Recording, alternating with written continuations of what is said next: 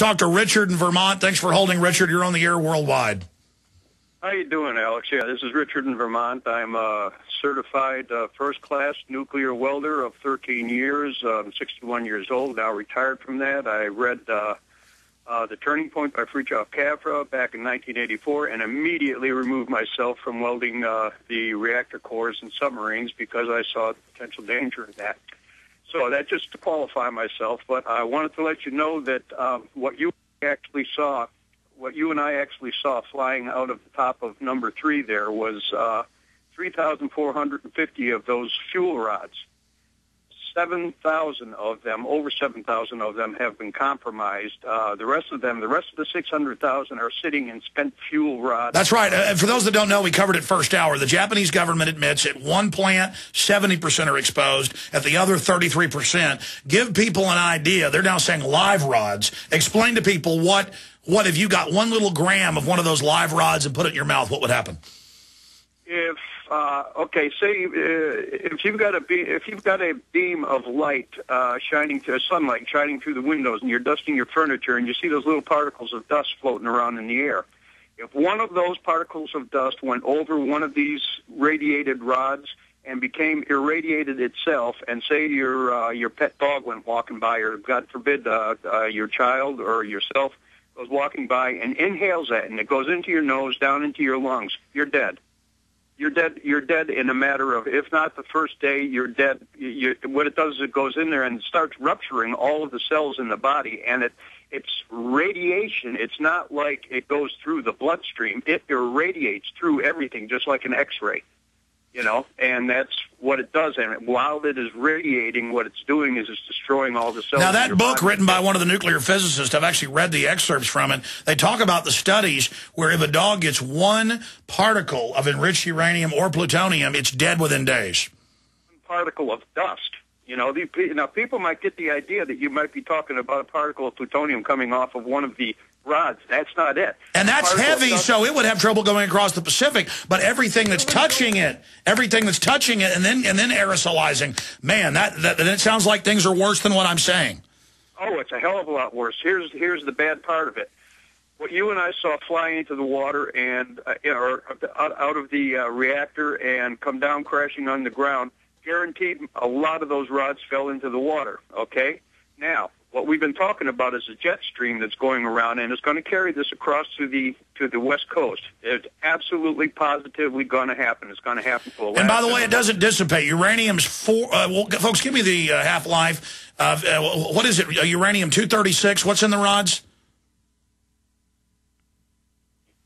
No. I mean, I'm asking Richard. Richard, do you know the particular isotope of uranium that's in the rods?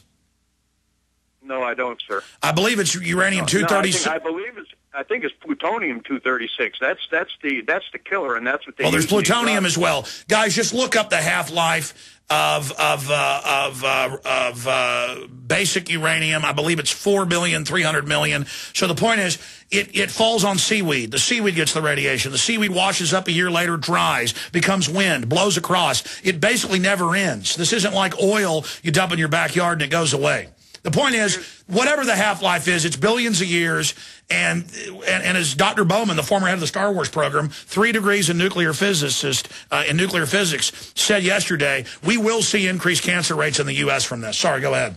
Absolutely. Okay, the other part of it is that you're talking about the seaweed and everything like that. Everybody's looking at the jet stream and watching that come around.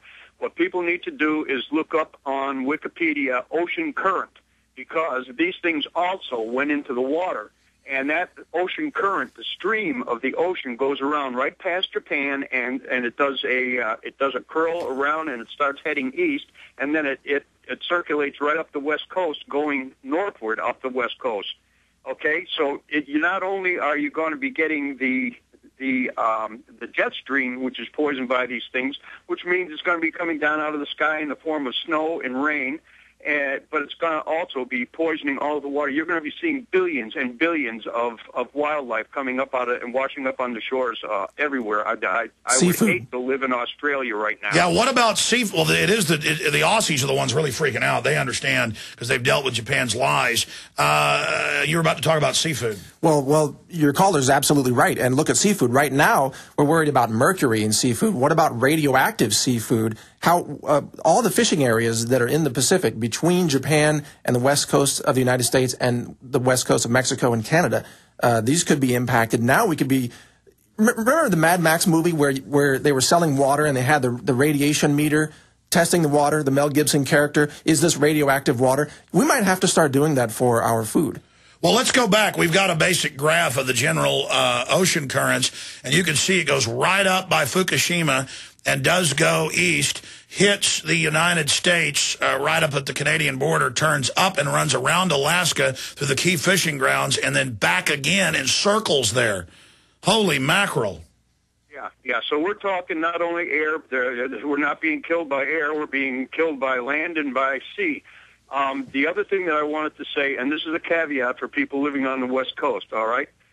Your children, do not let them go out and have snowball fights and make snowmen, starting like right now. It's a good practice to start getting into. We've only got a few days left before this stuff starts coming down on us. What they need to do when they go outside is wear things like long hooded plastic. It's got to be plastic hooded ponchos. And these things have got to be rinsed off on a daily basis, and also the children or you or whoever, your pets, got to be rinsed on a daily basis in the shower, okay? And that's for upper body. Have you heard Obama's going to do a South American trip now? I guess he won't be here. No, he's heading out, man. If he didn't have something set up for South America, he'd be going down into his Alice bunker.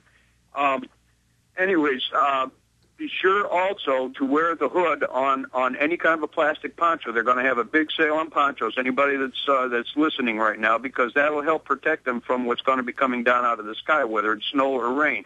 No snowball fights, no splashing around in mud puddles. The other thing is to be sure to wear the hood and plastic bags on their shoes. And by the way, this sounds extreme, but folks, this isn't a joke.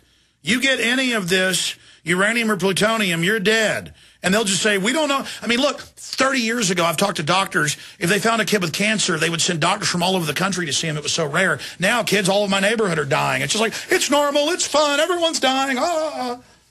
Yeah, yep. And this is a movie you don't get tired of seeing either. It's ridiculous. It just keeps on coming. Plastic bags on their shoes. The stores are giving out plastic bags like crazy. They're floating all over the Pacific. I'm sure they got plastic bags all around the house. Start saving them. Put them on your kids' shoes when they go outside, and take them. Well, what about this? The government is out there. They know the real radiation levels. They're getting the test, and they're not telling us. They're saying, we might do a test, tomorrow or something maybe. And the Japanese are not releasing the numbers. We've shown the nuke maps. They keep saying, we're still collating data. They're not letting us know. That is a crime by the criminal federal government and the Japanese government, Mike Adams. Well, Alex, the government knows that there's not enough supply of ponchos, not enough supply of potassium iodide, not enough seaweed in the supply chain. If they tell, but they should be doing weather reports about they're testing the clouds. They know when they're going to hit, and they have radiation reports, and they say get ready. They should. They should be doing that. But the government has never really told people. They give the troops DU to use, knowing it's going to kill them. Exactly. They'll probably tell kids to go out and breathe deep. Well, the fact is, Japan, the grocery store shelves are wiped out, and they have been for days. That kind of supply line deficiency exists in the United States as well. If everybody decides to do something all at once, it's too late. This is really, this whole show should be about the urgency of preparedness for everything that could. Well, your life is too valuable. I'll be honest. If I was because I've been studying the weather maps, the main area is Northern California up to southern, for the jet stream. That's the big issue. And it's supposedly going to get here in the next few days. I mean, if I lived there, I would take a vacation. I mean, I would go south. I mean, this is not a joke, ladies and gentlemen. This is not a joke. And see, they already have tens of thousands dead from the tsunami. And notice they said 10,000 the first day, and then they never really said again. A whole town of 10,000's missing. So it's way over that. That'll be a perfect cover for them with other people dying of radiation sickness. They'll just kind of ignore it all. The media will cover it up. Well, that's exactly right. And I wanted to ask your caller here, did you have, it's Richard, correct? Yes, that's right. Did you have colleagues who did not quit their jobs with the military and then suffered from cancer later on because of their focus on working on the nuclear reactors? Well, I had the guy that actually showed me how to weld died of what they call black lung, because back when we were working on the boats, they didn't OSHA didn't have a law up against the use of asbestos, and we used to cover parts of the internal workings of the reactors with asbestos blankets and these. Something else they told us was nutritious. Yeah. Mesothelioma. And, of course, and General Dynamics, one of its primary products is asbestos, all right? And here we are as welders and stuff with our sparks dropping on top of this stuff, and then these little puffs of dust would come up out of them. Well, the guy a Puerto Rican guy that showed me how to do my welding and stuff like that, and actually got me up to the first-class secret, I had a secret clearance. He died of black lung at 63 years old. I'm 61 now, and I'm sure that was their cover for what he really died of. Right, there are so many cases of this, Alex. We have dentists out there who are losing their minds because of mercury exposure. We have pharmacists who are getting cancer because they're dishing out chemotherapy pills to patients just from touching the pills. They're getting cancer. The nuclear industry, of course, is. They admit that 44% of the ink we use sterilizes men. And the BPA on the receipts too. Don't forget about that. The chemicals just never stop poisoning us. But they tell us you're a conspiracy theorist, even though it's all admitted. Richard, great points. Rob, Trevor, Chuck, Jackie. We're going into overdrive. Stay with us. Infowars.com.